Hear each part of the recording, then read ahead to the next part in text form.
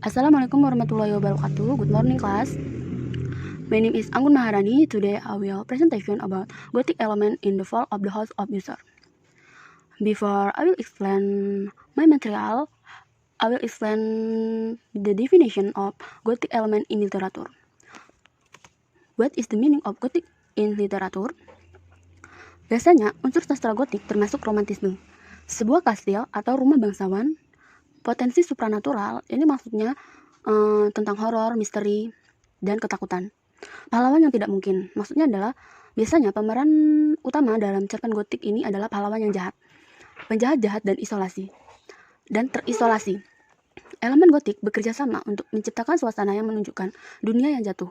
Salah satu tempat unsur tradisional seperti kastil yang akan membangkitkan pemikiran akan kekuasaan dan kesuksesan digunakan untuk menunjukkan kebalikannya dan muncul dalam bentuk kerusakan atau kehancuran. The second characteristic of Gothic fiction. The first, horror, the supernatural, death, madness, hereditary curse, medieval-like setting, and the last, violence. Sastra Gotik ini berhubungan tentang horor dan mistis, kematian, kegilaan, kutukan turun-temurun, pengaturan seperti abad pertengahan, latar tempatnya tuh seperti rumah bangsawan atau kastil, dan kekerasan. The Fall of the House of Usher, the most famous short story of Edgar Allan Poe. It is the masterpiece of American Gothic fiction. Gothic fiction, dark, strange, and melodramatic stories which lead to something evil.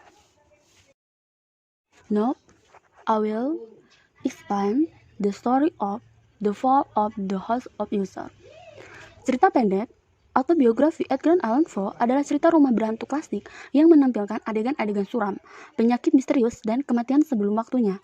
Ketidakjelasan cerita adalah bagian utama dari terornya, dengan elemen gotik yang tidak dapat diidentifikasi seperti cuaca buruk dan lanskap tandus. Tidak jelas bagi pembaca kapan atau di mana cerita ini berlangsung. Poe malah menggambarkan lanskap tandus yang gelap dan cuaca buruk untuk mengatur suasana hati. Semua pembaca tahu dan mengerti adalah mereka sendirian dengan penulis yang tidak disebutkan namanya dan tidak tahu mengapa. Point of view. Yang pertama itu adalah first person. Orang pertama, a nameless narrator, narator tanpa nama. He described the event as he saw them. Dia mendeskripsikan kejadian yang dia lihat. Gothic element of environment, elemen gotik lingkungan. Maksudnya ini adalah suasana. Di awal cerita, penulis mendeskripsikan pemandangan yang suram. At the beginning of the story, the author said, a melancholy tone by describe gloomy scenery, such as, contohnya pada paragraf 1, saya bacakan, sepanjang hari yang kusam, gelap, dan tak bersuara di musim gugur tahun itu, ketika awan menggantung sangat rendah di langit, aku telah lewat sendirian dengan menunggang kuda melalui jalur yang sangat curam. Jadi pada awal cerita penulis sudah menggambarkan suasananya itu gelap, suram. Gothic element, mortality. The plot of both tale involves a woman who dies, is buried, and rise from the grave. The line between life and death is a fine info fiction. Poe melibatkan wanita yang sudah meninggal, dikuburkan, dan bangkit dari kubur. Garis antara hidup dan mati adalah cerita yang menarik dari fiksi Poe. And the last, Gothic element fear. Elemen Gotik, ketakutan. Ketakutan apa yang tampaknya menakutkan user adalah ketakutan itu sendiri. Rasa takut tanpa alasan yang jelas adalah motif penting dalam kisah Poe. Belakangan, user mengidentifikasi ketakutan itu sendiri sebagai hal yang akan membunuhnya, menunjukkan bahwa kecemasan sendiri apa yang memunculkan Madeline yang bernoda berdarah, atau bahwa dia hanyalah manifestasi dari dirinya sendiri. And Gothic element of user, elemen gotik orang. Roderick User menunjukkan kewarasannya yang menurun ketika dia memberitahu narator bahwa dia takut dan dia merasa bahwa dia akan mati karena ketakutan yang dia rasakan.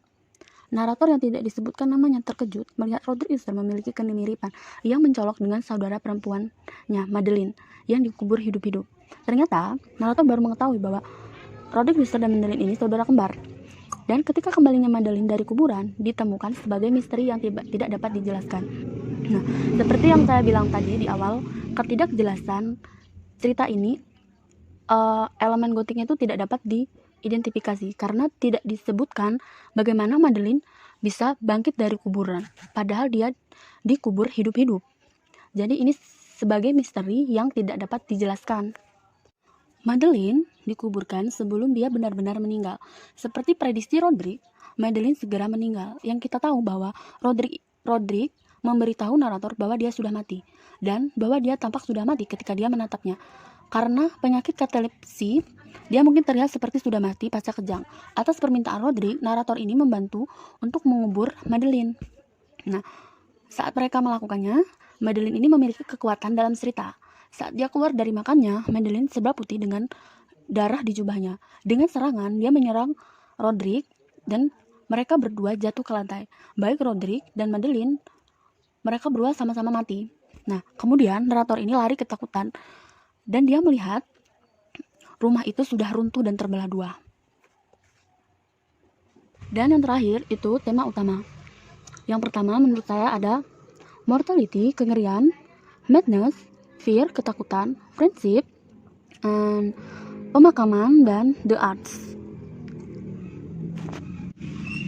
Karena keluarga user ini sangat menyukai seni seperti lukisan ataupun musik. Terima kasih.